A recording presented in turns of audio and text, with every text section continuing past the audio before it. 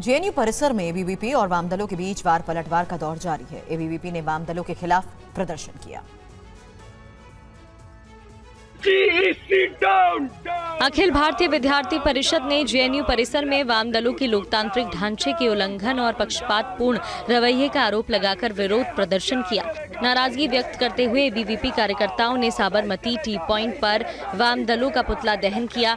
ABVP का आरोप है कि स्कूल ऑफ सोशल साइंसेज और school of language literature and cultural studies GVM में चुनाव समिति का अलोकतांत्रिक ऐलान किया गया। एबीवीपी का कहना है कि यूनिवर्सिटी के अध्यक्ष ने 5 मिनट में ही चुनाव समिति की एक तरफा घोषणा कर तानाशाही रवैया अपनाया है। ये नियुक्ति बिना किसी प्रस्ताव, वोटिंग या हेड काउंट के मनमाने ढंग से की गई है। ये जेएनयू के लोकतांत्रिक ढांचे का खुला उल्लंघन और छात्रों के विश्वास के साथ धोखा है। एबीवीपी का ये भी कहना है कि घटना से साफ हो गया कि वाम दल सामाजिक न्याय के नाम पर केवल नाटक करते हैं। जेएनयू का छात्र समुदाय अब एकजुट है और किसी भी प्रकार की हिंसा या भेदभाव को माफ नहीं करेगा। लोकतंत्र की बहाली के लिए लड़ाई जारी रहेगी।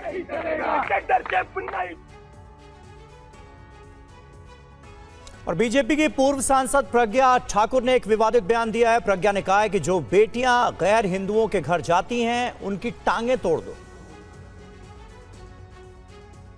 अगर हमारी लड़की किसी विधर्मी के यहाँ जाने का प्रयास करती तो उसकी टांगें तोड़ने में भी कसर मत छोड़ना।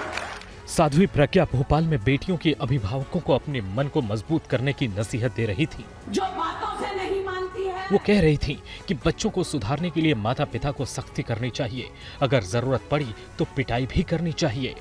अगर हमारी लड़की किसी विधर्मी के यहाँ जाने का प्रयास करती तो उसकी टांगें तोड़ने में भी कसर मत छोड़ना। जब वो बड़ी होती है तो मियाइन बनने के लिए चल देती है। तो ऐसी बच्चियों को जो हटी हैं, जो संस्कारों को नहीं मानती, माता पिता की बात नहीं मानती, बड़ों की इज्जत नहीं करती और घर से भागने को तैयार है, उनके लिए सतर्क रहो, जागते रहो और ऐसी लड़कियों को मारकर, पीटकर, समझाकर, बुझाकर, प्यार से और डांट के जैसे भी हो पर घर से जाने मत। तेलंगाना में पुलिस ने उपद्रवियों के खिलाफ बड़ी कार्रवाई की है। बंद के दौरान हुए हमलों में शामिल 8 लोगों की गिरफ्तारी हुई।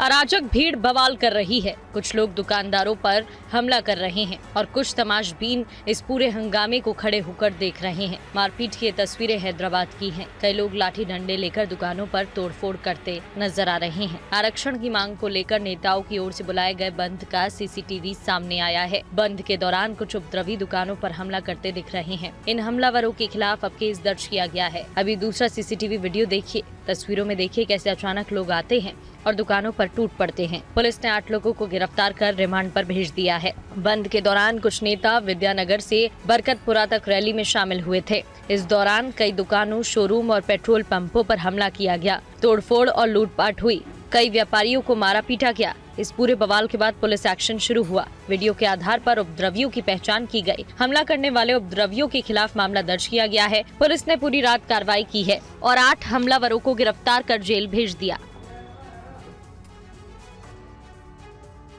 और झारखंड की राजधानी रांची में बिरयानी के चक्कर में एक रेस्टोरेंट संचालक की हत्या कर दी गई। आरोप है कि एक ग्राहक को वेज बिरयानी की जगह गलती से चिकन बिरयानी दे दी गई थी।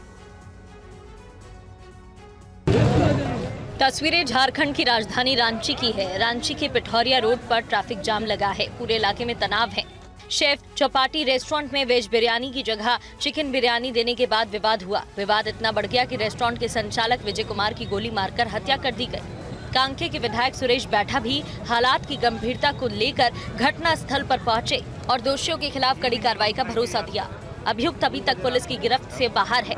घटना के विरोध में स्थानीय लोगों ने कांके में सड़क जाम कर बवाल कर दिया। प्रदर्शनकारियों की मांग है कि अभियुक्त अभिषेक को जल्द से जल्द गिरफ्तार किया जाए। पुलिस के आश्वासन के बाद लोग सड़क से हटे, लेकिन चेतावनी दी कि अगर अभियुक्त की गिरफ्तारी जल्द नहीं हुई तो वो दोबारा सड़क पर उतरेंगे। पुलिस ने बताया कि अभियुक्त अभिषेक अपने साथियों के साथ रेस्टोरेंट से वेज बिरयानी पैक कराकर ले गया था, लेकिन गलती से कर्मचारियों ने उसे चिकन बिरयानी दे दी। इस विवाद पर अभिषेक ने होटल मालिक विजय नाग को गोली मार दी और तीनों हमलावर मौके से फरार हो गए। वहीं गोली लगने से होटल मालिक की मौत हो गई। और यूपी के सोनभद्र में करोड़ों रुपए की प्रतिबंधित कफ सिरप जब्त की गई है। मामले में 3 अभियुक्तों की गिरफ्तारी हुई तो मास्टरमाइंड की तलाश अभी जारी है। इन पैकेट्स में हजारों नशीली कफ सिरप की शीशियां भरी हैं। सोनभद्र पुलिस और एसओजी की संयुक्त टीम ने बड़ी कार्रवाई को अंजाम दिया। 3.5 करोड़ की प्रतिबंधित नशीली कफ सिरप की 1,19,000 शीशियां बरामद की गई हैं। ये बरामदगी वाराणसी शक्तिनगर मार्ग पर 2 कंटेनरों से हुई।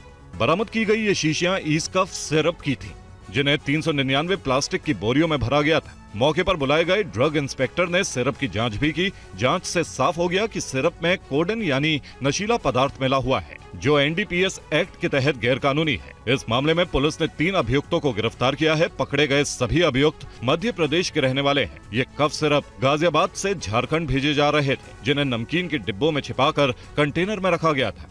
पुलिस की टीमें अब मास्टरमाइंड की तलाश कर रही हैं। पुलिस ने बताया कि बिहार में चुनाव के मद्देनजर बड़ी मात्रा में ड्रग्स की खेप बिहार और झारखंड भेजी जा रही है, जहां इसका इस्तेमाल नशे के रूप में किया जाता है। पुलिस ने कहा कि उत्तर प्रदेश के रास्ते ड्रग्स की सप्लाई रोकने के लिए लगातार प्रयास किए जा रहे हैं।